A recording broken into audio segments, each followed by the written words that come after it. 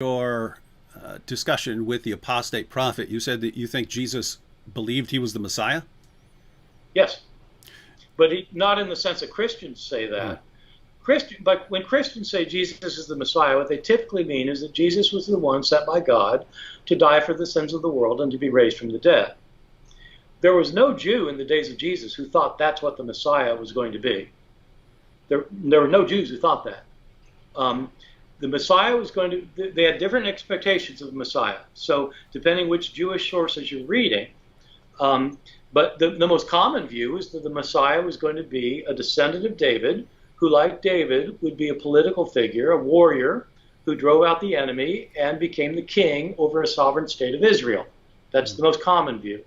Other Jews thought that the Messiah would be a cosmic figure who destroyed the forces of evil, God's enemies, and set up a kingdom here on earth, kind of a cosmic judge, one like a son of man, as in the book of Daniel. There are other Jews, the Jews who produced the Dead Sea Scrolls thought there were going to be two messiahs. One apparently was going to be like a political figure who would be subservient to the major messiah, who was a priest, who would interpret God's laws and would rule the people of God with a fist of iron. And so there are various views, but all of these views had in common the idea that the Messiah would be a great figure of grandeur and power who would overwhelm the enemy and set up and rule God's people. Christians, of course, have never said that because Jesus didn't do that. Jesus was crucified.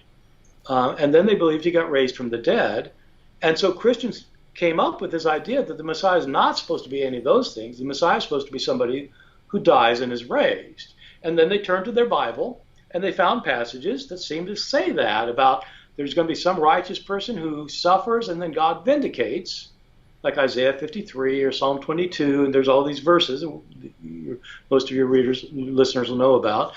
And they claim that's talking about the Messiah. And that's where the idea of a suffering Messiah came from. Those passages, by the way, never talk about the Messiah. Oh yeah, read Isaiah 53 and look for the word Messiah sometime. It's Um, not there.